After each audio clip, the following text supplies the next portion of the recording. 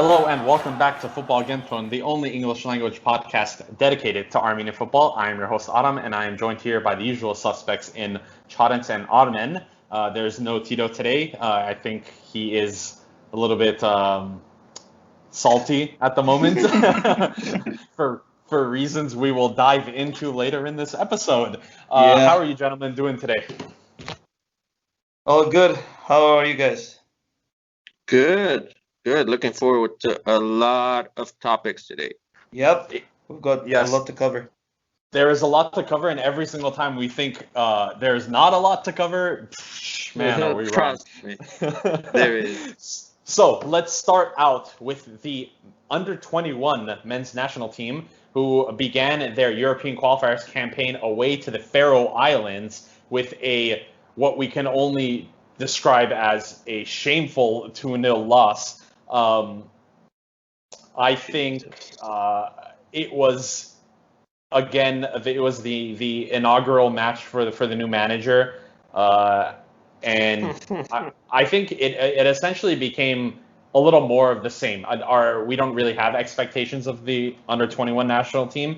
A lot of these players play together, bar a couple who play abroad outside of Armenia. So considering the circumstances, guys, and considering how a lot of these other countries that even in our group in World Cup qualifiers, like Romania, who's in the under-21 championship, Russia, who has a good under-21 team, and so on and so forth. What's up with us? Why can't we have a good under-21 team? I mean, look, Sharoyan played the full 90 minutes in this match, and still, nothing really came out of it. What do you guys think? Yeah. I think it's not based on individuals. I don't know. No idea. Honestly, it's not based on individuals. I don't know. It's like it's more of a finding a combination with the players, or like I don't know, working together. I guess collaboration. It's not really easy with the youth teams. Like the other day, we saw France lose the U21s. I think they have like a really good squad. Who did they lose against? I think like Netherlands or something. I mean, like it's you expect them to win because they're France and whatever. Yeah. But I don't know. It's just different with the upcoming players. Yeah, and speaking of upcoming players, one of the center backs, Yerjani Hubasarian, who we've talked about before on this, and who we expect a lot of in the future defensively, the guy got red carded in the first half, and Armenia was playing down a man for the second 45 minutes. So that's bad. It was terrible. What happened to him? Mm-hmm. Look, it was a couple of very poor challenges, and honestly, I think it came down to the formation. They were playing a 3-4-3. That's what Armenia had employed, and it was bad. I mean, you had wingers who were Galustian and Mirzoyan weren't backtracking, and the two midfielders, Agasarian and Makirchan, the ball one ball was getting through the midfield.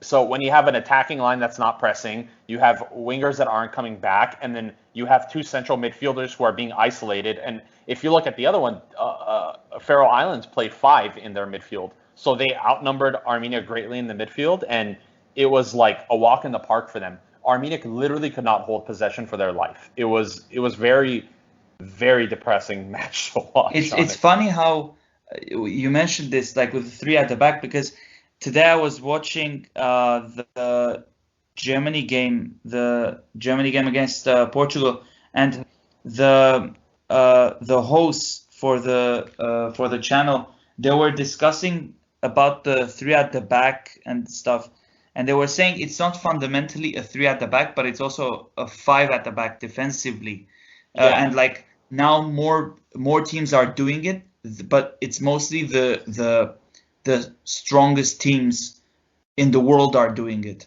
So so now that you mentioned that, I think it's about experience, and we don't have that kind of experience to do it.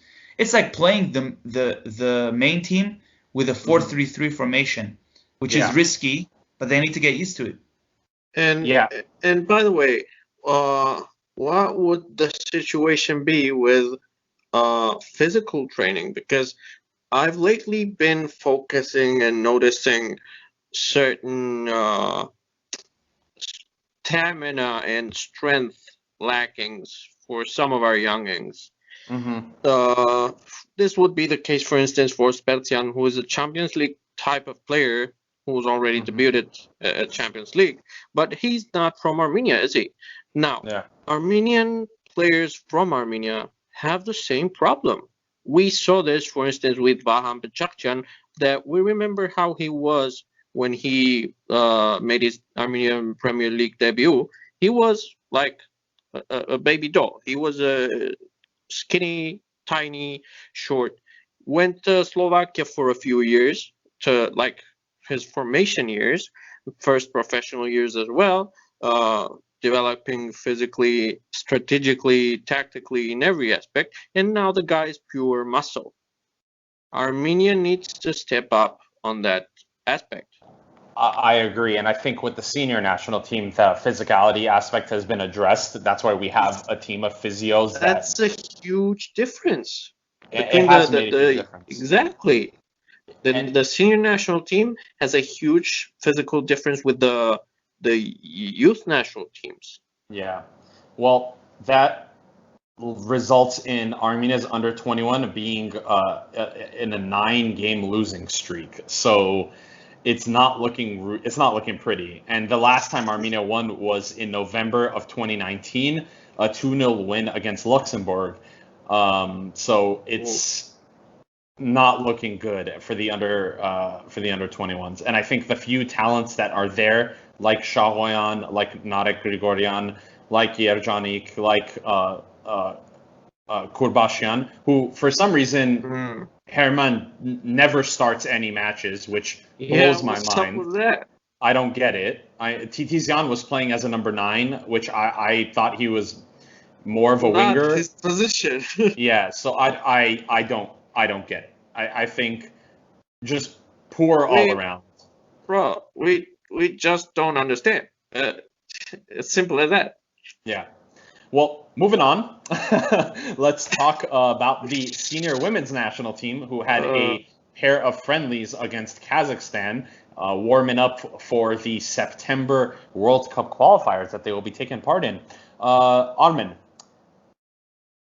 Armenia versus Kazakhstan, game 1. Let's start with that one. How did it go for Armenia?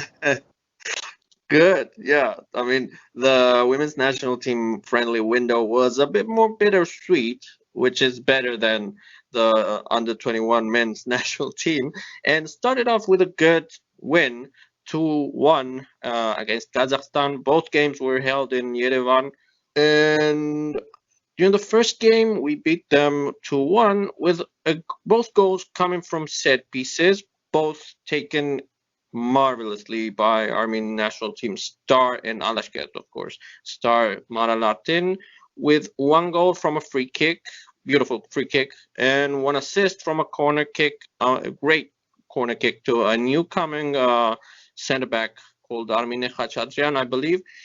It was Armenia has showed great organization and great set pieces, so that's a good sign. We built the game from the back, much like Caparros sometimes does when we are the dominant team, not rushing into things, short passes, try to leave as little things to random as possible, little teammates isolated as possible, move as a unit, and trust the system. That's what I always say, and that's what Armenia did during that first game. On the other hand, the strikers did miss a couple chances after some pretty good individual plays, but maybe not the best decision making. And it also does remind me a lot of the men's national team. Maybe they should work on the runs. If you don't get good runs from the strikers, you don't get open balls, and you don't get shots and goal. Both men's and women's national teams lacked shots on goal from open plays, and that is actually the main issue with the second game. What happened in the second game? Well, before we get into the second game, let's talk about a little bit more about the first game. So, but you, like as you had mentioned, both of the goals were from set piece situations, which I Yeah. think if we are juxtaposing this to the men's national team, the men's national team gets like nothing. The set pieces are They like need bought to up. learn. Like they really Yeah. need to learn, and I think they could take a couple notes from the women's side. But I think from rewatching the definitely. match, I could tell you that there is a lack of cohesiveness in the final third with the women's team. And I think that's going to Exactly. come down to an understanding of each other, and that comes down to tactics. I think if their manager doesn't want them pushing forward, they're not going to push forward. But overall, I think the first game was an excellent example of game management. And then the second game went a little wayward. So go over that one a little bit. Well, first the results, of course. We lost 3-0, but the result is a little tricky because it was really a game of two halves, in my opinion. During the first half, both goals came pretty early in the game. Both like two goals in the first half, both of them coming early. What happened? Kazakhstan, with a little touched and upset about the previous game, knew what Armenia played like, and they knew that holding back and leaving possession to Armenia was maybe not the best idea. And said and done, they started to press right off the bat, from the kickoff, from the first whistle, got the ball in our defensive zone, and that's pretty much it. Dangerous situations all around for Kazakhstan, little possession for Armenia, and first half was a disaster. It was all Kazakhstan asset all around. Kazakhstan beating us fair and square. Second half was pretty different. Armenia bounced back in playing terms, not so much in result terms, because of what I mentioned earlier. No shots on goal from open play, no final pass, no cohesion, as you said, no cohesion between the attacking midfield and the offensive line. Yeah, and again, I think we should also note that these were friendlies. So, Yeah. and we've seen this women's team in a competitive environment in that in the R game tournament last month. That Exactly. they were a little bit more pretty cohesive. different. And there was a number of players missing, so got to see a little bit more domestic talent take center stage. And I'm sure Coach Sanamyan got a much better picture going into those World Cup qualifiers against Norway and Poland in September. Yeah, that's why I'm very happy, if that's the word, about this friendly window. It was pretty positive. Yeah. So it was to try things out, and now we gotta learn from that. Exactly, just like the men's and hopefully the under 21s. I think everyone should take some notes. Yeah, all right. Both in the good things and in the bad. Yeah, and in the bad. Well, let's shift our focus to domestic Armenia, domestic football, where the Armenian clubs are going to or are currently preparing for European competition. So, Alashkert, who won the Armenian Premier League, is competing in the first round of the UEFA Champions League qualifiers, and they have been drawn against Konakwe's Nomads, who are aside from Wales. Shout out to our Welsh buddies at the 94th minute.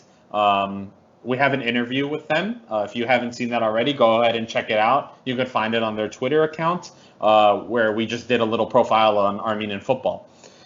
So, Armenia, Alashkert, Konakwe's Nomads. First leg is on July 7th. Second leg is on July 14th.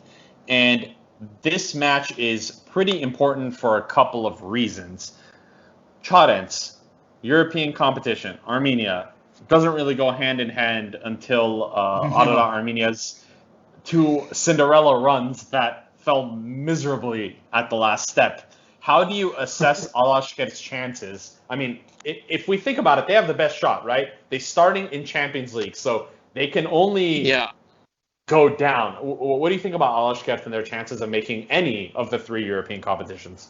Well, let's look at it practically. So if Alashkert lose, they have to drop to Conference League on the qualifying round 2, the round 2.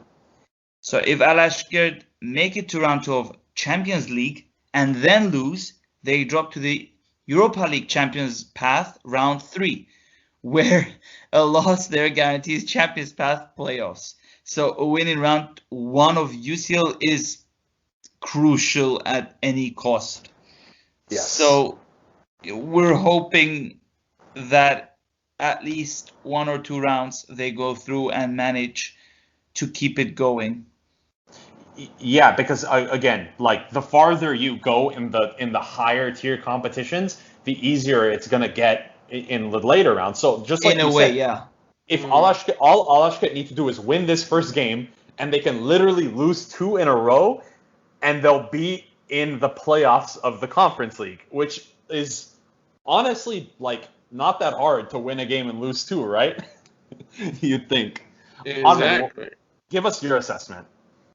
I mean, as you said, shout out to 94th minute, but no disrespect, but Alashkert, like, objectively, considering what we're gonna go over in a little bit, Alashkert is the club with the most accessible rival from the Armenian clubs.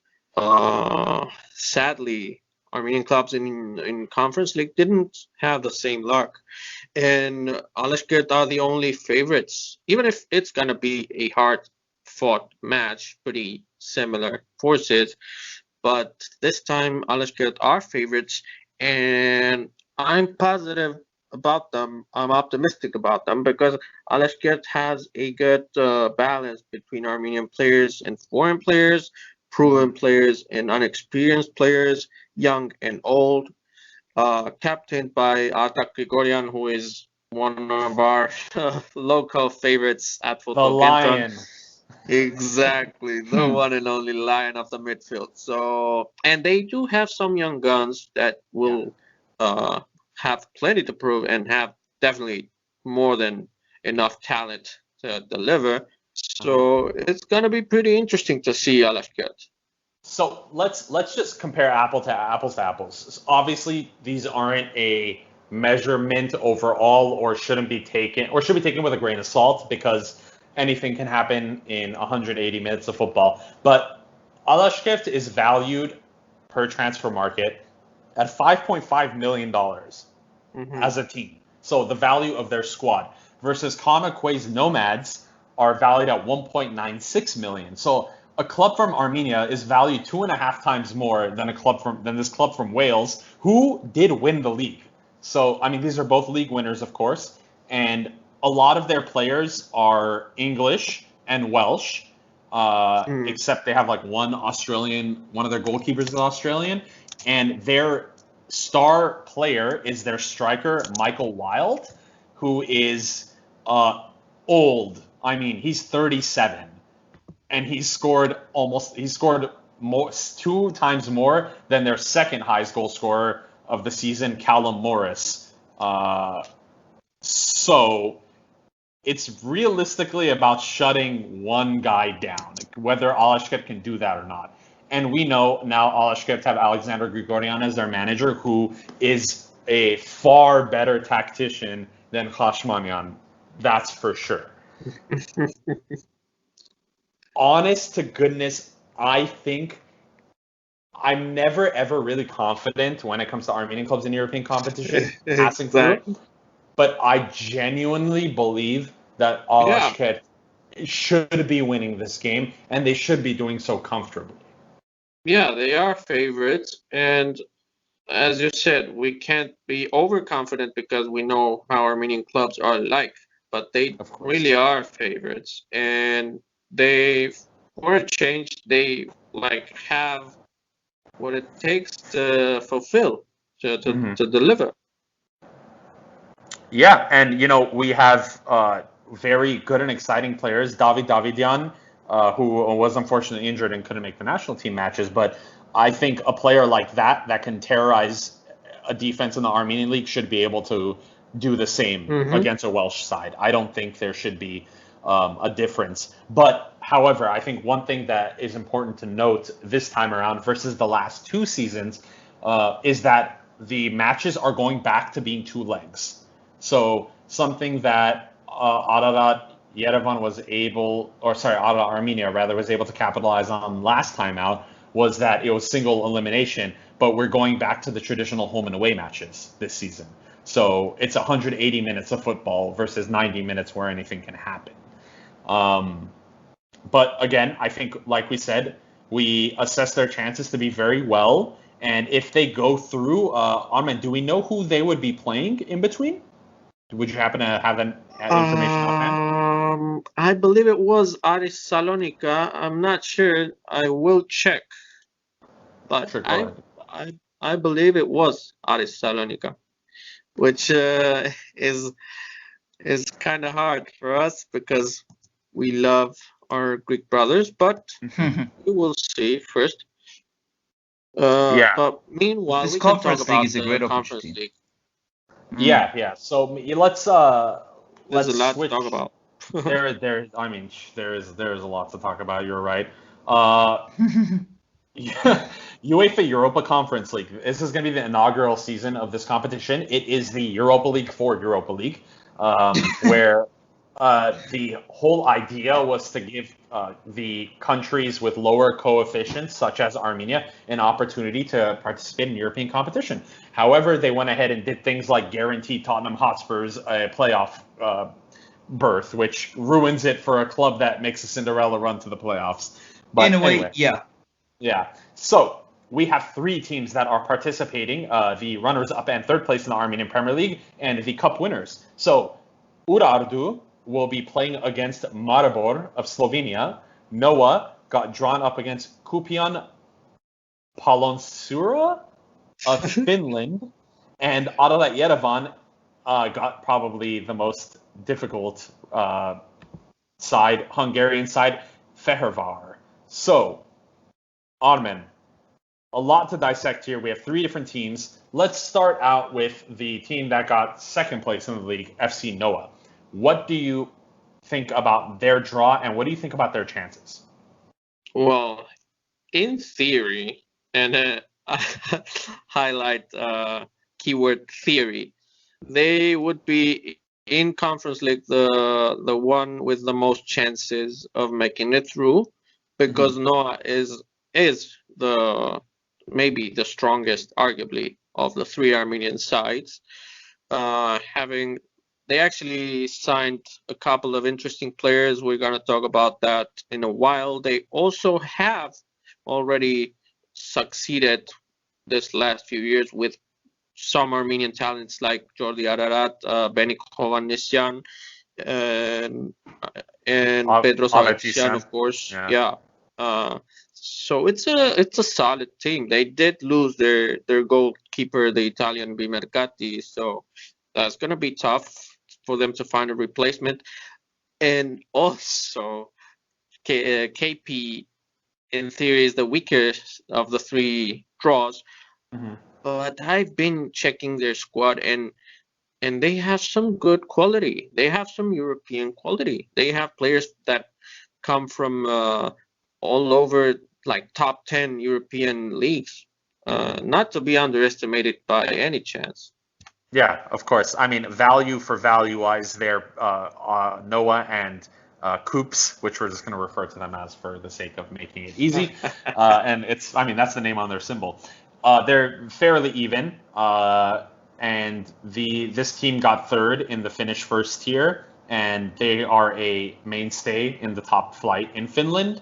And we know that, we're not going to underestimate any side, of course. And we all know at the end of the day we're Armenian, so it's going to be a flip of a coin. But I think contrary to what we've been seeing before, the Armenian sides are starting preparations a lot earlier than they had done previously. A lot of the teams started training camp last week, which was mid-June. and that's not something that we've seen before. Mhm. Charents, you know FC Noah, and you know the type of talent that they have, and they have a few Armenian national team players. Do you think Noah has what it takes to get far? Because if they lose, unlike Alashkert, they're out. To be honest, I think all of them have a chance because it's okay. Yeah, I understand that it's a European competition. We don't have a very good history about everything, but I think that if they perform well, even these two games, like if they think that it's only these two games and they progress, they can go a lot further. It's about just small gains in a way, because these kind of competitions, especially for us, where we start from the way beginning of the whole tournament, it's very difficult to go through. So small wins, it will be very helpful in the long run. All of them have a chance, in my opinion. Okay. All right. Well, let's move on to the next one, which is Urartu versus Maribor of Slovenia. Maribor is a side that got second place in the Slovenian top flight behind champions NS Mura. And they have a pretty good squad. They're valued at 13 million on transfer market, and they have players from Slovenia, from Croatia, Bosnia, some Moroccans and Argentinian in there. They have someone who, and they take a lot of loan players, a player from Steaua Bucharest, a couple of Brazilians up top, and their striker Jan Maklar, who they had on loan from Brighton, from the championship. Wow. So here's the thing. I was just looking at their team, and Jan Maklar was by far their most productive player up top, and fortunately for us, his loan ends at the end of this month. So he will be headed back to Brighton, and unless there's some sort of turnaround and he comes back, they will be missing a very, very large portion of their goals. Their backup striker, Marcos Tavares, is a 37-year-old Brazilian national. So very similar to the Urartu in that they could take advantage of this. So let's talk about Urartu a little bit. Armen, Hakopyan, captain of this side, he very recently in an interview said that they are trying to prepare as much as possible to make sure they become successful and make it into the Conference League. How do you assess Urartu's chances, and how do you assess their management? Alexander Grigorian. No, not anymore. Alexander Grigorian is at Noah. Now they're. Wait, what? No, that can't be right. Alexander Grigorian just got just signed as Urartu manager from. Oh no, wait. He signed as Noah. He was Urartu's manager at the beginning of last season. Went to Russia after, and then came back to win the title with Alashkert. Well, there's so many shady contract situations going on in former Soviet countries. It's confusing. Well, let me tell you. I was literally thinking about that when I was going over Ararat Yerevan's current squad. They ended they didn't extend the contracts of 8 players. Yep. This is Ararat Yerevan. It happens a lot in Armenia. Yeah, and in all of the post-Soviet world, really. Yeah. So let me tell you this. Robert Arzumanyan is actually the manager for Urartu. Yes. He managed them the second after Grigorian's departure. He was appointed as a caretaker, and they gave him the full job, and he ended up repaying the club gratefully by getting 3rd place in the league and qualifying for the Conference League. So that's why you were asking. It's because he's a defensive player. Smart. Exactly. Bravo. Good So, for you. Yeah, we have Urartu. I love Urartu, bro. Yeah, a couple national team players, a couple of under 21 players, former under 21 players in there. How do you assess Urartu's chances? The Ajax of the Caucasus. Urartu, how could anyone not love this club? And yeah, in theory, as I was saying for Noah's case, in theory, Maribor is a regional giant. In theory, Maribor is by far the most experienced Slovenian club when it comes to European competitions, by far. Mm-hmm. I repeat. But as you said, this can actually be done. And not to get overconfident again, but Urartu has a lot of talent, and with a defensive mindset, tactic, with order and defense, they could actually pull this off. I agree, and I think that's one thing that the change in management has brought to Urartu.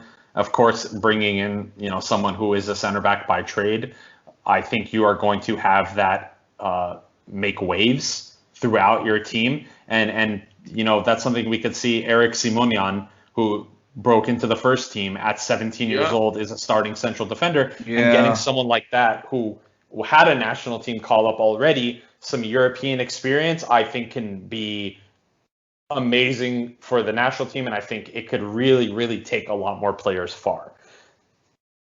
I'm hopeful for them a lot, Urartu. Yeah, this is gonna be a really interesting matchup to watch. Yeah, I agree. And last but not least, we have Ararat Yerevan versus Ferivar. These club names are so difficult to pronounce. Of Hungary, I believe. Yes, in the Hungarian first tier.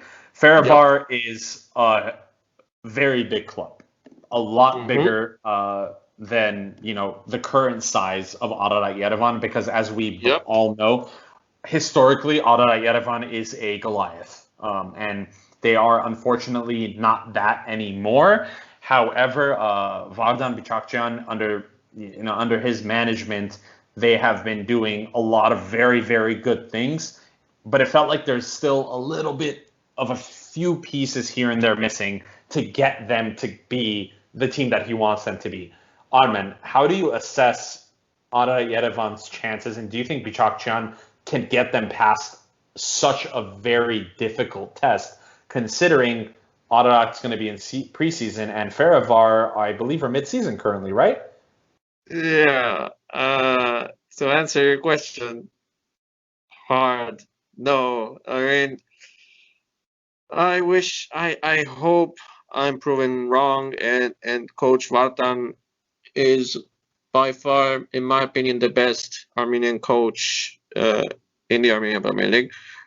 But it's just too hard. Ferivar, for those of us who were born in the 90s, Ferivar is former Videoton of Hungary.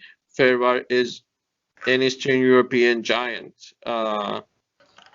It's got, and even currently, they have an insane squad. I don't know if you remember. I think he's called Nemanja Nikolic. Played in Chicago Fire with Jura. Yes, yeah. He was used to play there? Well, yeah, no, he plays there now. Oh, he plays there now. Okay. And they have a couple other big names too. I think it's gonna be too much for Ararat to handle. As much as it pains me to say, but on the other hand, it's gonna be a good, worst case scenario. These European matchups are always like this. If you're favorite, you should win, you should advance, you should, deliver. If you're not, that's an opportunity for you to showcase some of your talent. It's a challenge. Ararat can put up a fight. Yes, and especially true with this. This is especially true with the Conference League. Now that this is the bonus, like automatically we have something to show. It's like a showcase in a way. Yeah, because this is a place that, for the first time, bigger clubs can take a look at smaller clubs playing each other without having to worry about that side of the competition because they're not even there, and it's free picking. So if you perform, you can easily move up. But speaking of moving up, a lot of players, as you had previously alluded to, Armen, from Ararat Yerevan have moved out, including Christian Jimenez, who was their starting right back. He moved to, it looks like, a Lithuanian club, a central defender. They also let go of Serush Titizyan, the under-21 player, which is a bit concerning. Grigor Meliksetyan, a goalkeeper. The legendary Artak Yedigarian, former Armenian National Team player, now has since retired from the senior national team.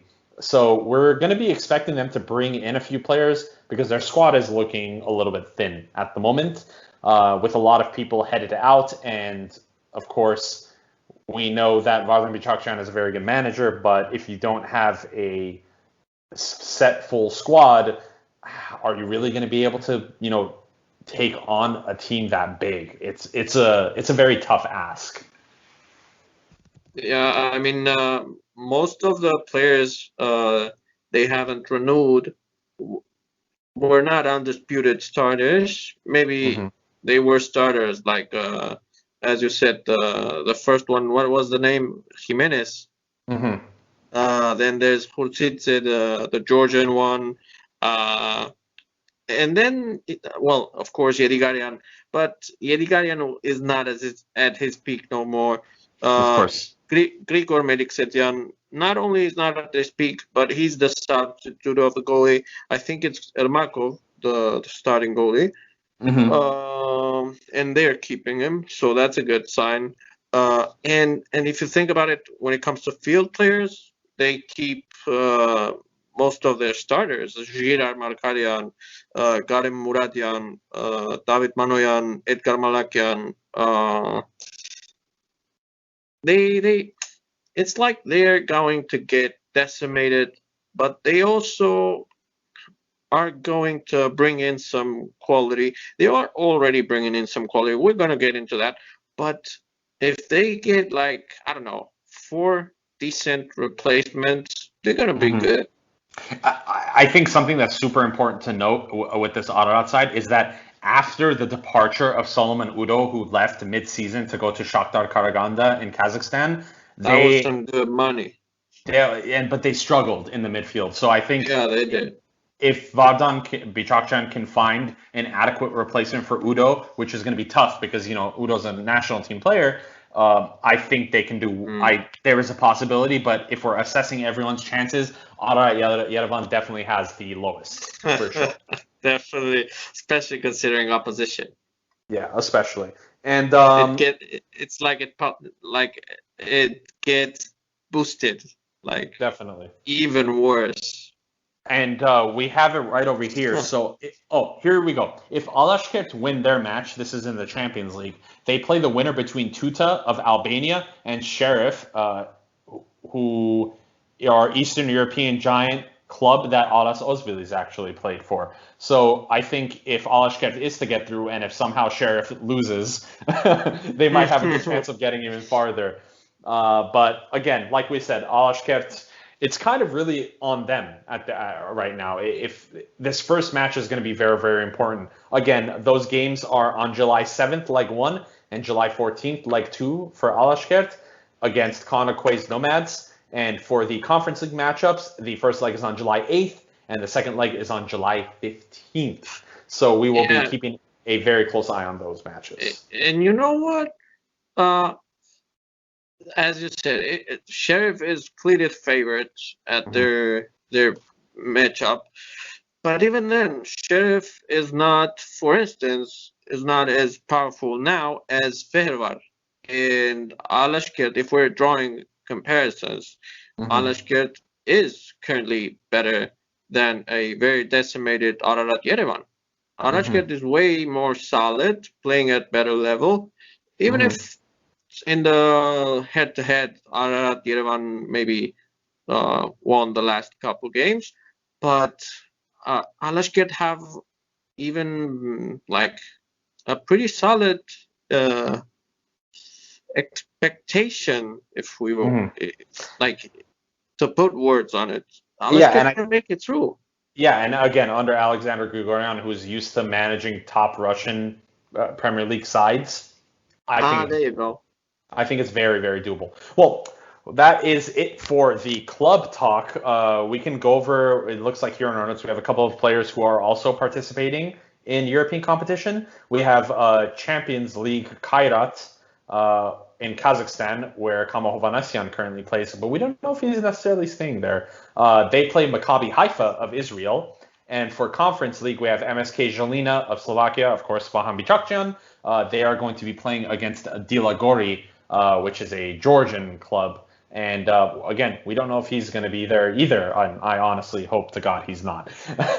But speaking about being there and not being there, let's get into some transfers and some rumors. The transfer market, of course, opens on July 1st in Europe, and we are expecting to see a lot of Armenian players transfer this summer. The first transfer that we already know of that will be taking place is 25-year-old striker Edgar Babayan will be leaving Latvian champions FC Riga to join Cypriot side, and of course, according to Ottoman's notes, upcoming hotshots FC Paphos on a 2-year contract. Where we had previously alluded to a possibility of him delaying his move so he can play in the Champions League playoffs to face Malmo, but we don't know if that's necessarily going to happen. So look out for him in Cyprus. Let's see, Chorens, Paphos. Can you tell us a little bit more about them? What do you know about them? They're building a lot very fast. They've got a lot of potential. They're in the relegation group because we have a system that's like the league divides in two, and they've been dominating the relegation side. They were beating basically many teams recently. So including Apoel. He's a good addition. Yep, Apoel has been in very tough situations this season, and they've beaten them as well, from what I know. So yeah, it's a lot of potential. There's a lot of potential for him as well now. Hopefully it's good. He will be working with Michel Salgado and Jason Panchon. Nice. Okay. Yep. Maybe he can get them to Europe. Hopefully. Oh well, they're not in European competition obviously this season because they're playing next time. Yeah, next. You know what? 2 good seasons. Of course, Cyprus is a much better level than playing in Latvia. So I don't know. I'm still bitter because I think he could have played at such a better club. Bro, I think most players could have. He had interest from Serie A and Bundesliga, even if from like lower teams or teams that were gonna fight for relegation. But Jesus, I understand the money could have been better in this Latvian new club, but even then, bro. Yeah, even then, I don't know. If you're talking on pure football merits, I think even staying in Denmark and going back to the first division would have been a better idea. But anyway, that's his career. Moving on, Ararat Yerevan, who we just spoke about, and as we had mentioned, had let go of a lot of first-team players, but they have brought in Punic captain Alik Arakelian, who for some reason still hasn't had a shot at the national team again under Joaquin Kaparos. But that is a big coup d'etat in the Armenian League, and maybe Alik Arakelian can help Ararat Yerevan progress in the Conference League. Ottoman, I know you rate him very highly. Tell us a little bit more about Alik. Well, I was actually gonna get into this, and then it's a good thing because I actually rate him very highly, precisely because he reminds me a lot to players like Hagop Hagopian. Why? He's a defensive mindset kind of player that can fulfill more than one role. In case he's needed as a defensive midfielder, he's there. He got you covered. In case you need him as a left back, full back, right back, any kind of back, he got you covered too. And even then, he can play in more creative zones, like attacking midfield.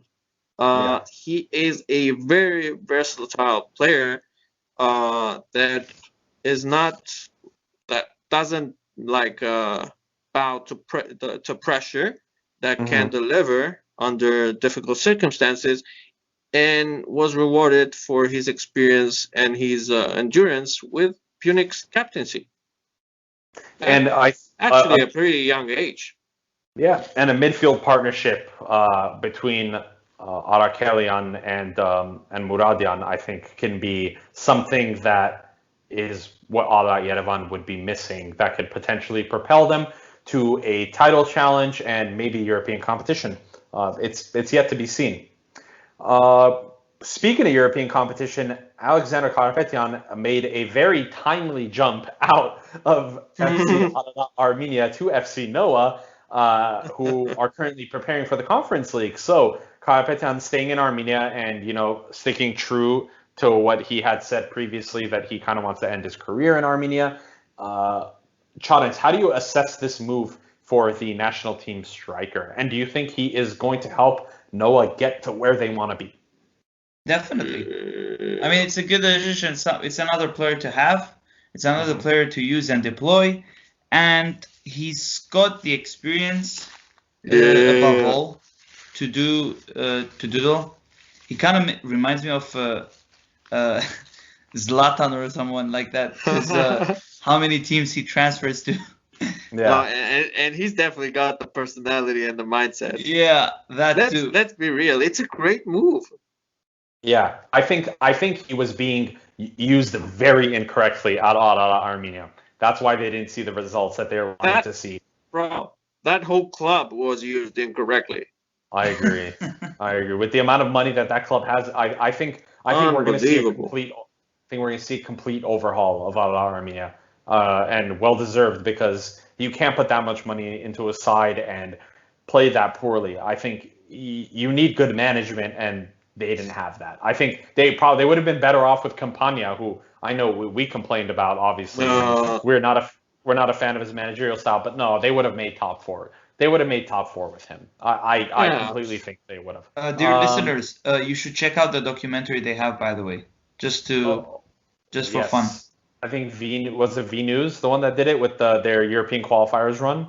I believe That's so. a good one. Yeah. I watched it last summer. Yeah, that documentary is great, and it's what I was getting into. That documentary is from the time they had a sense of belonging. Yeah, and that's the time that the whole country was behind them. So I don't know, man. Things are quickly changing for them, but they have a year to rebuild. They're not going to be in European competition. So if they come back strong, I know we've all said this. They have gone farther than anyone else. They've gone to the playoffs twice. So they can definitely do it. I think they're a good manager away from doing it. Moving on to our next player, and I think the biggest announcement that we're going to be making, and if you don't already know by now, oh Jesus, Armenian international forward Norberto Briasco Balakian has made his transfer from Club Huracan in Argentina to Boca Juniors, one of the largest sides and arch nemesis of Football Kentron's Tito. And sorry, Tito hermano. Yeah, sorry, Tito. I know he's clearly not here in this episode right now, and I think he's playing flag football or something. But he's very, very angry, and he made it known in our group chat. He's in the mood for a taco. Yeah. So, Armen, you, along with Tito, of course, are resident Argentinians. What can you tell us, and what can you tell our listeners who may not pay as much attention to South American football, very wrongfully, I might add, about Boca Juniors? Boca is a continental giant. It's as simple as that. And in a continent that is the heart of football. I mean, it's the second best continent when it comes to football in the whole world. And Boca are giants here. It's a good move. I mean, for him, considering he has drawn interest from half. I mean, we joke around about this, but it's true. He basically, like, 5 Serie A teams have been interested in him to different degrees. Some more serious than others, but moving from Serie A to staying in South America is not what I would have expected of him, especially considering he's a national team player. And for a national team like Armenia, geography is key, and we need as many players in Europe, in especially Central and Western Europe, as we can get.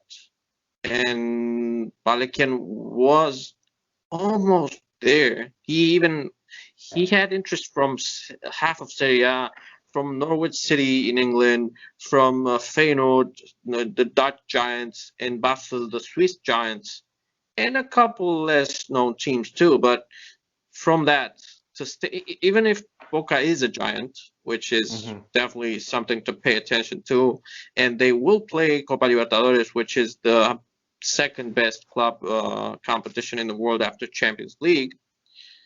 But I don't know. I'm just hoping he can get some quality play time. He can deliver at his new club. Of course, wish him nothing but the best. And he can fly to the national team as often as possible. But you never know. It's still South America. It's still half the world away. Here is my thing with Boca. Boca is used to having international players. Oh, they're used to. So unlike Huracan, they have players that play for Argentinian national team. They have players that play for Colombia. They have players that play for Peru. So Boca is a huge team. Of course, these are South American players. But a lot of Argentina plays a lot of friendlies against European sides. And more importantly, I think this is a club that is used to having players go on international duty. So I think. But consider this: most of their international players, like their cap players, are from South America, and unless it's a Confederations Cup or a World Cup, they don't usually get friendlies outside of the Americas. And actually, that's why Balakian is like kind of a freak here, because he's one of the only European national team players playing in South America. It's usually the other way around. And of course, Boca is huge. That's undeniable. And they have players like Carlos Zambrano, which is a Peruvian national team player that spent 5-10 years in Bundesliga. That's insane.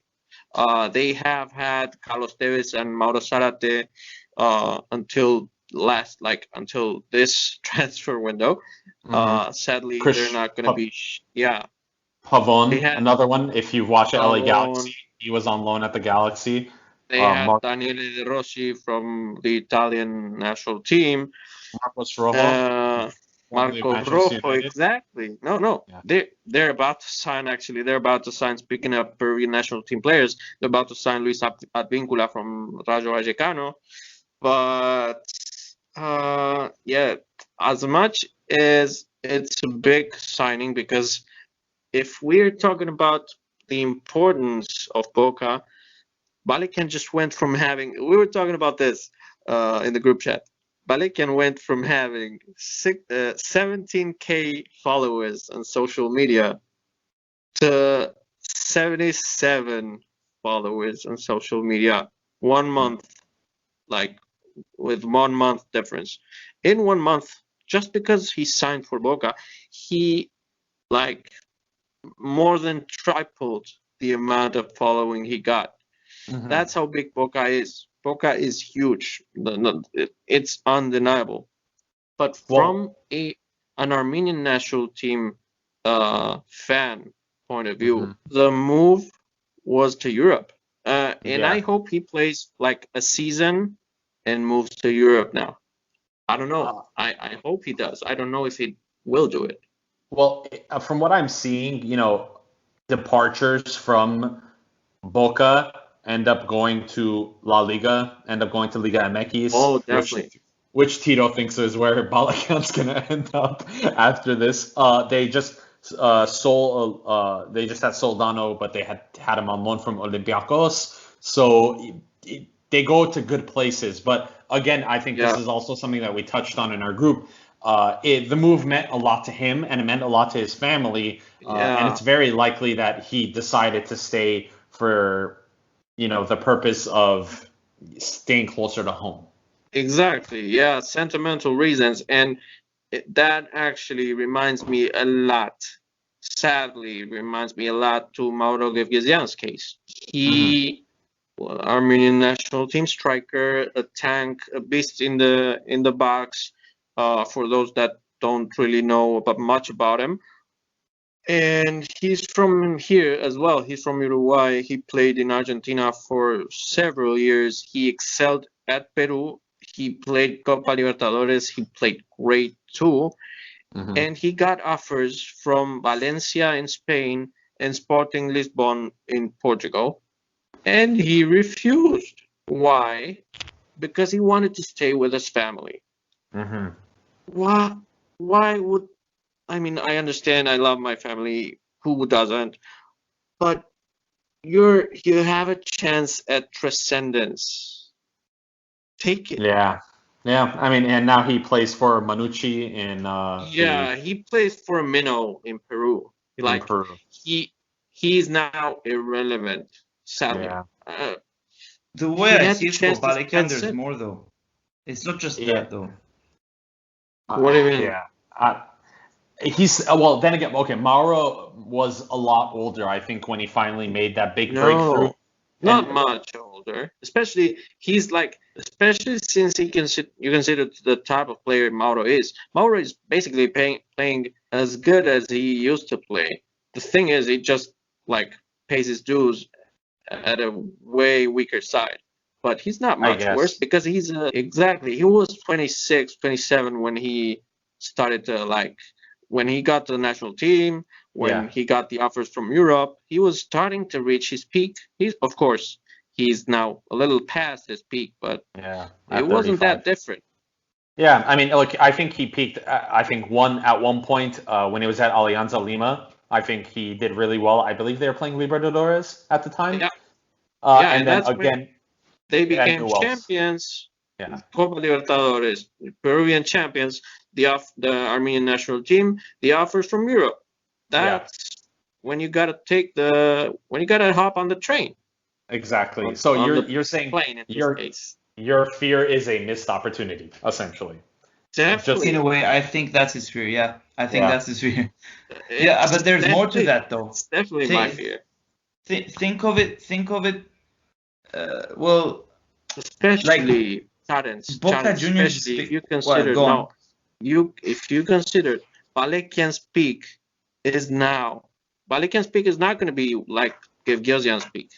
Gevgezian's peak, because of the nature of how he plays, much like a goalie, their peaks are at 32. Balakan's peak is at 28. And he's like 26 now. Yeah. So you're saying he has 2 years. You don't want to see him here longer than 2 years. You think 1.5 seasons and get to Europe and play 4 or 5 seasons in Europe. That's your ideal scenario. And he can do it. I mean, Boca did transfer players like Caleri to West Ham in England and Benedetto to Marseille in France. And Benedetto is actually pretty old. So he can do it, but he's got to adapt fast. He's got to deliver fast. He ain't got no time to waste. No. Well, that came with for Balakan with a rise in transfer value. He's now valued at 3.18 million. So he had a nifty 1.3 million increase in his value.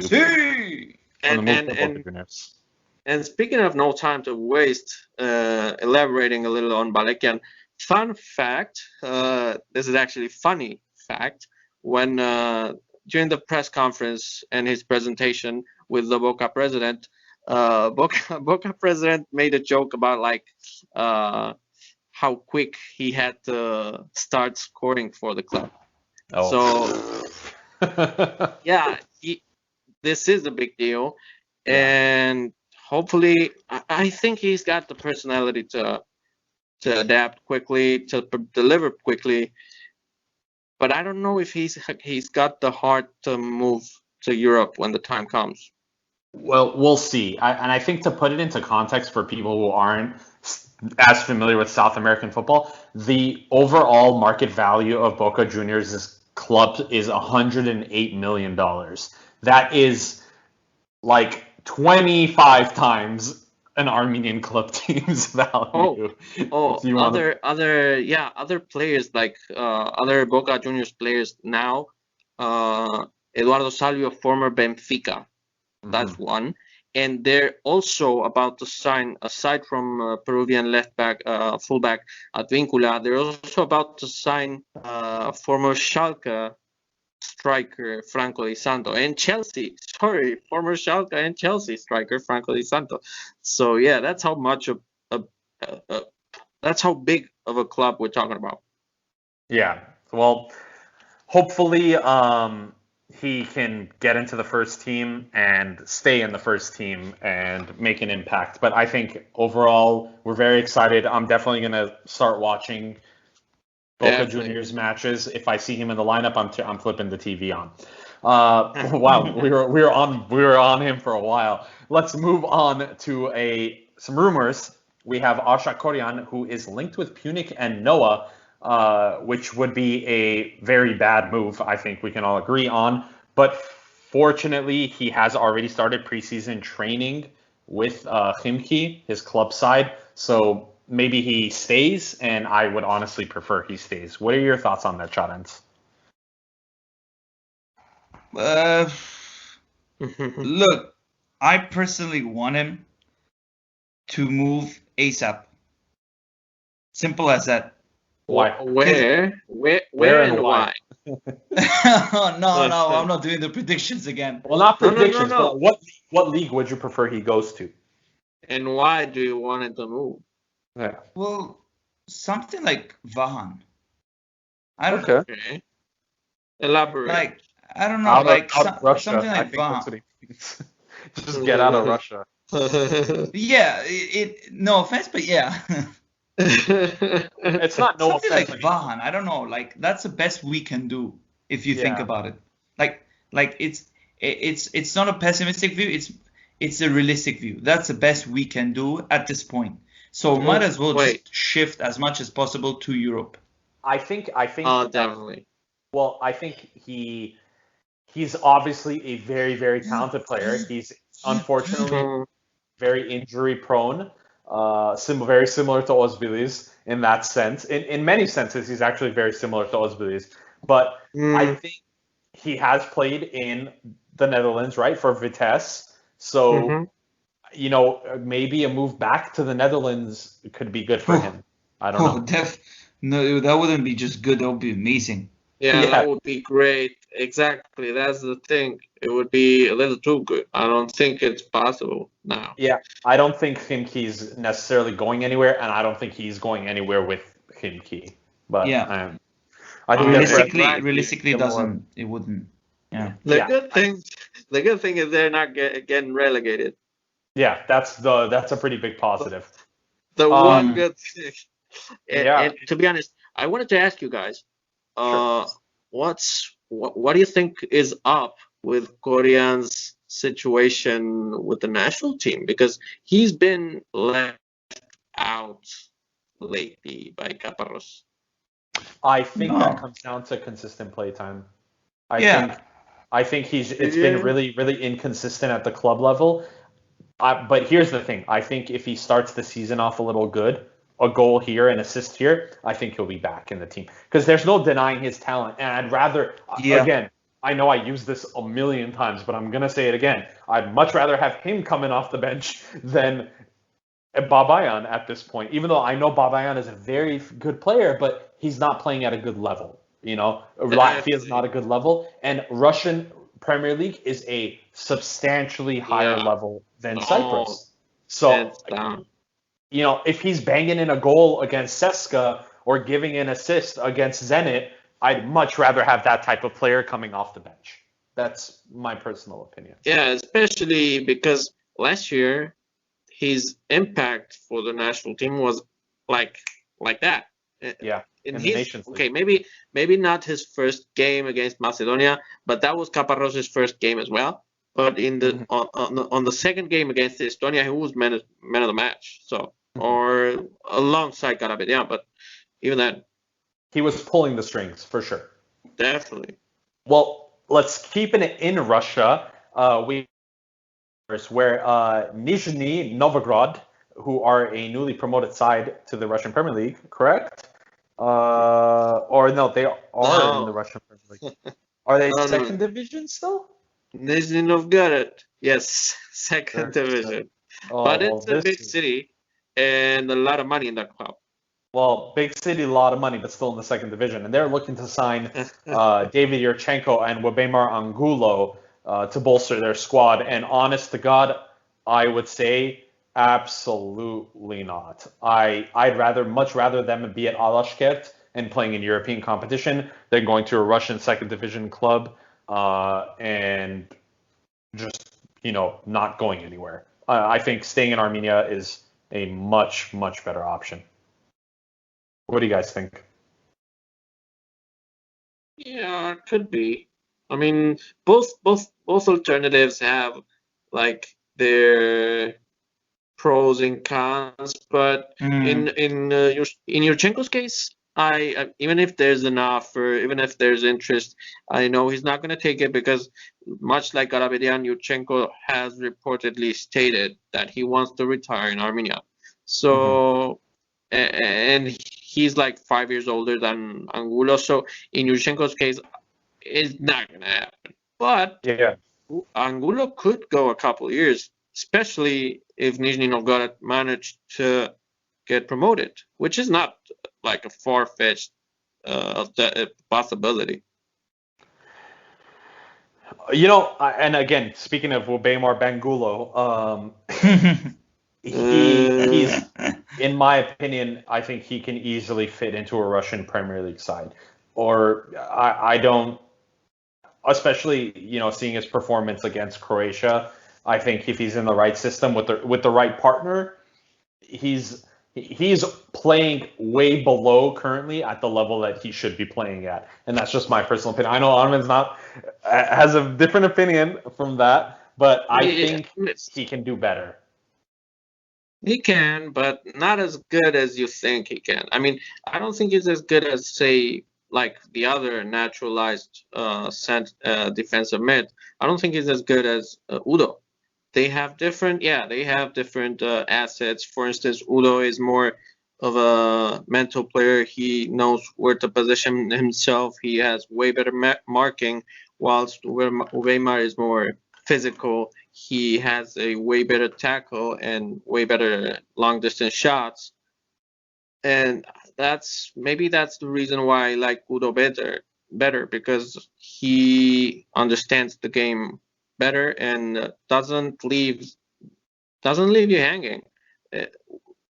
As much as I love Weimar, we saw this both in competitive games last year, as well as especially during the Nations League and during these friendlies where he got the most playing time. Weimar's positioning and marking is just off. It's risky. It is. But that's why we have a lot of players to rotate. Yeah, so that's why he wouldn't be a starter in my team, and he would be a decent substitute. And say the Kazakhstan Premier League wouldn't be a bad alternative for Weimar, in my opinion. And teams like Nizhny Novgorod could be a good alternative too. It reminds me a lot to Sochi as a club. Oh, well, though, so we all know what happened to Sochi. So, you know what? Let's not compare them to Sochi. I mean, you don't know. Sochi right now is doing great. And without Eric Vardanyan. So I don't know. I don't want any Armenian players there. But Eric Vardanyan is a special case, bro. Eric Vardanyan, he's like worst than others in terms of injuries. That's It's true. That's true. it's a miracle that he's getting like professional contracts. Yeah. Barcelona, we all know Eric Vartanian is a Masia product from Barcelona, but the reason why he didn't go pro at Barcelona is exactly that. Barcelona's medical board assessed this kid won't be able to play 2 consecutive games. Yeah. Well, anyway, let's move on. I mean, Jesus, we've been on these topics for a while today. Still in Russia, and I think we're going to end off in Russia today. CSKA Moscow is going full Armenian. Apart from having Nair Tiknezyan and Tigran Alvanesian on contracts, CSKA signed 21-year-old attacking midfielder Arthur Galoyan from Veles Moscow. And they are also apparently keen on signing Vahan Bichakchian. CSKA Moscow, for those who don't know, just had Berezutski, Russian legendary player, signed as their head coach. And I believe, if I am not mistaken, they also have an Armenian in their ranks now. I am looking up this information so I do not butcher any names for anyone. Grigor Babayan. Grigor Babayan. Assistant coach, bro. That's the second in command. Yeah, so he actually left his job in Kazakhstan, which we had talked about. He had taken over at Tobol, and he was doing fairly well with Tobol after Astana. Yeah. And he left that job in the middle of the season because he got offered the assistant job at CSKA, which is a very, very big job. And we're hoping that maybe we can have a little bit more leniency towards Armenian players, right, guys? Definitely. Mm-hmm. And now with the two CSKA Armenian youth players that are now making their first seasons in CSKA senior squad, Tiknezyan and Alvanesian, they signed, as you said, Galoyan. They're interested in Vahan. The thing is, we need them to play for us. Of course. And if they stay there, they might not. But, again, we complain about this a lot, but we're not the only country that has this issue.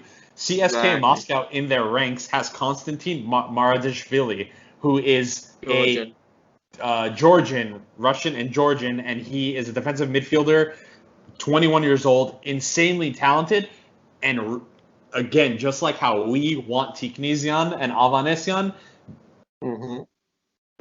Georgians want this guy to be playing for Georgia, but you know what? He's not going to be probably playing for Georgia. He's already a Russian under-21 player, just like our boys. So we're not the only ones that have these issues. At least if that gives you, any sort of solace. Definitely. And as I always say, if like the key for this kids that want to play for Armenia but also need the Russian Premier League contracts, the key for them is to manage to find sustainable and sustained a couple of seasons playing in the Russian Premier League.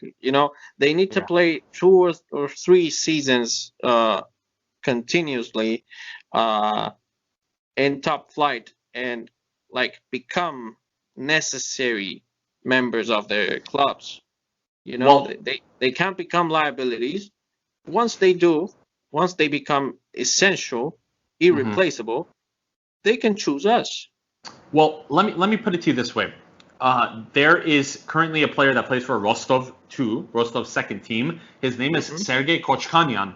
He, during the international break, made his Armenia under-21 debut against the Faroe Islands, and he is currently a fullback. Upon his return from national team duties, he was offered a 4-year contract with Rostov.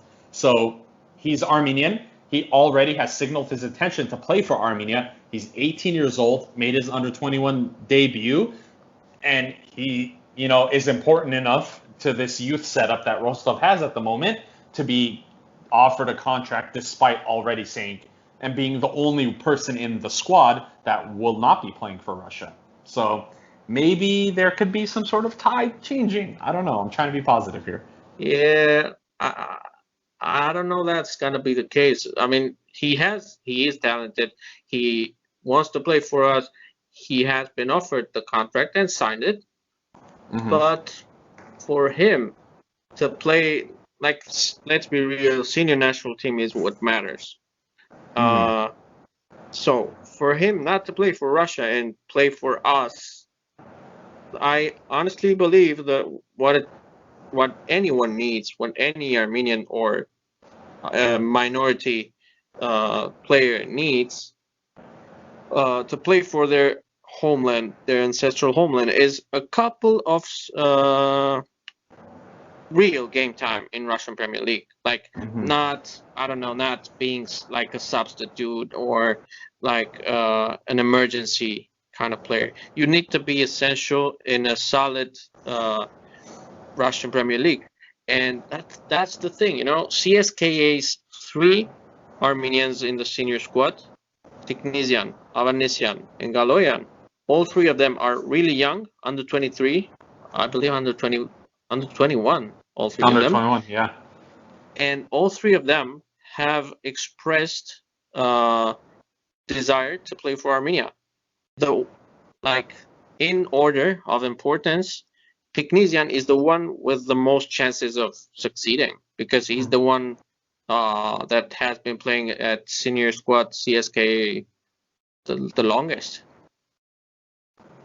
Well, let's see. Of course, only time can tell whether we are actually in play to get these players or not. But you know what? Let's just hope at this point, and I don't know, that's all we can really do. Last but not least, our final rumor of the day. This is a little bit of a weird one. So apparently, LAFC star Diego Rossi Marashilian has been linked to Krasnodar in the Russian Premier League, as well as Spurs and Everton. Now, normally we have a policy on this show is that we will only talk about players that are Armenian and that play for the Armenian national team, or have an opportunity to play for the Armenian national team. Now, Diego Rossi Marashilian has made it very clear that he intends to play for Uruguay. Unfortunately for him, he has been left out of the squad for Copa America and World Cup qualifiers. So, rumors have been circulating that Spurs and Everton in the English Premier League are very interested in him and his services. And at 23 years old, you would think this would be the perfect time to make the jump to Europe.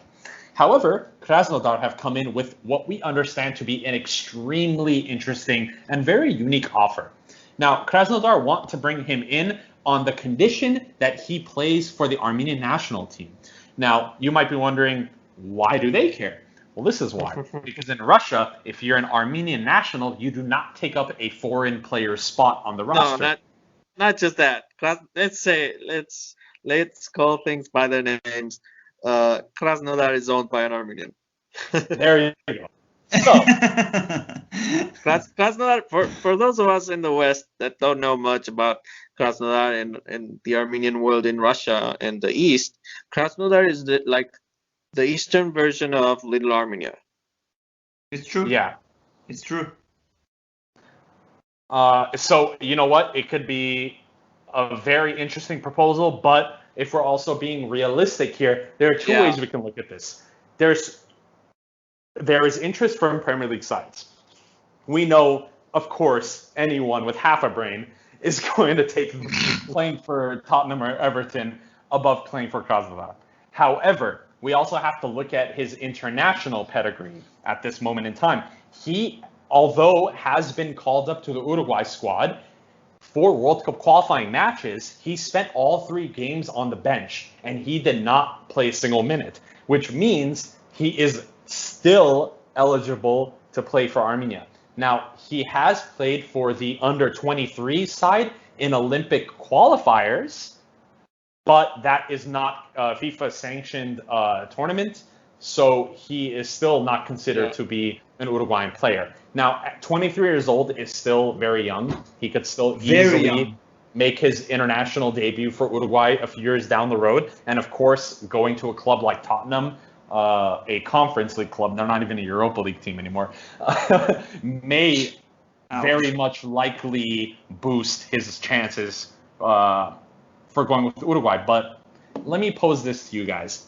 let's say he does go to Tottenham, but for some reason Uruguay don't come knocking. Yeah, but and here's the thing: they don't even have a manager, by the way. Just saying. That's true. That is a very, very, very, very good point. They do not have a manager, and I think they were supposed to, weirdly enough, make a switch with Roma. Paulo Fonseca left Roma, and Jose Mourinho left Tottenham, and Jose Mourinho has signed for Roma. And apparently Fonseca was very close to signing with Tottenham, but something broke down. I think they did. Daniel Levy, who's the chairman of Spurs, didn't want to like spend any money on players, and the guy was like, okay, you know what, I'm out. So coincidence for Marashlian? yeah. So again, Marashlian is valued at 22 million right now. I cannot see. Yeah, I cannot see Tottenham spending money on him. I don't think it's. Yeah. Look. Think of it like Tottenham. Yeah. You're thinking like, why would I spend that much money from a player from MLS? What a joke. Exactly. And also, honestly, that's what they would think. Europeans think MLS, what a joke. Only Alphonso Davies and a few other players have succeeded and are kind of succeeding. It's not very easy for a player to shift from there to there. I mean, and Everton, I don't know how much money they're going to spend. I think they don't even have a manager too. Carlo Ancelotti just left. This is why Carlo Ancelotti left to Real Madrid, so they don't even have a manager right now. But they will. Rafa Benitez. Yeah, they will. But they will have a manager, obviously. But think about it. Why would the new manager just come in and say, "I want this kind of player to fit in my system"? Yeah, and if we're looking at the players, if the players he's going to be competing against at Everton. We're looking at Richarlison.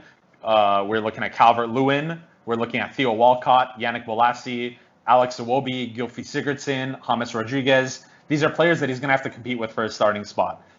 I don't think he's going to want to compete against those type of guys. If Marashlian's agent, or if Marashlian is listening to this, or if someone can actually get this message to him, this is what I would tell him. Habibi, come here, sit down. Let me tell you something. Either you pick Paparos and his counter-attacking football of November and going to World Cup with your actual blood team, or you pick a team which has no manager, go there, play with Luis Suarez in your dreams. Which is the better option? Your dreams. I look, again, there's such a bias against MLS players that it's insane. They have very good players. I look at the wingers that they, and here's another. It's kind of a sobering fact, but Brian Rodriguez, who currently plays for Almeria, was his teammate at LAFC, and he was Brian Rodriguez was getting selected for the national team at the same time as Diego Rossi, but Rodriguez was actually playing. Rossi was. Okay. That's look. I honestly think for national team matters, it's actually pretty simple. It's all a matter of time. It's all a matter of when does each player reach their peak. For instance, we have been talking about Tiknisian, whether he will play for Russia or Armenia. Well, if we don't need to look way beyond. Look at the Armenian national team squad now. We have Horik Bayramian and also can play Ashakorian. Those two players, really, I mean, objectively, they said they wanted to play for Russia earlier in their careers. And I always knew, told this to my friends, to you guys. I knew this. If Horik Bayramian or Ashakorian don't play for Russia by the time they're both 25, they will play for Armenia. And that's what ended up happening. Neither of them got called for any Russian national team camp. Both of them play for Armenia now. Exactly. Korean just turned 26. Horik Bayramian is close to 28, 29. Same will happen to Tiknisian, Galoyan, and Tigran Avanesyan, with the difference that those three players want to play for Armenia. And, well, for Rossi, that wants to play for Uruguay, the case is exactly the same. He's got, in my opinion, in my assessment, 2 years to make his national team debut for Uruguay. Otherwise, at 25, he is, and trust me, he is gonna start considering Armenia way more seriously. Yeah, probably. Look, we'll respect whatever they pick. Definitely. We're always open to have these kind of players, this kind of quality in the team. It's never lost to have them. Don't you think it's a mistake though? Like, why wait until you're 26, 27 to join the national team? Just join. Like, especially like, okay, 5 years ago, I understand. I get it. But I'm sure Rossi at this point, if someone told him and he looks at those standings and he goes, shit, like maybe Armenia might actually make the World Cup. And if I can be a big part of that, and I know that I would be starting, why not go? I mean, look, realistically, he would start. He would easily be one of our most valuable player, financially speaking. Exactly. Rossi right now would be like Horik, Bayramian, and Arshak Koryan 5 years ago, as you said. Exactly. That's because he's better, and our national team is better than the national team we had 5 years ago. So that's the thing. That's why I actually consider Rossi could play for us. Like, we could be a tempting offer, but not now. He's 23. He's too young. At 25, he's going to have a different experience and a different career and different things to consider. It will be different in every aspect, but I don't think he will join now. I think he's got like 2 years, and if he's not called by the time he's like for Uruguay, if he's not called for Uruguay by the time he's 25, he will join. He will join. Yeah, probably. Well, it remains to be seen. It's a matter of time. All right. Well, that's going to wrap it up for the transfers and rumors, and I think that's going to wrap it up for today. Considering no ball has been kicked related to Armenians, this has been an extremely long episode of Football Kentron. We had so much. We told you. We had so much to talk about. Yeah, this is just how it is.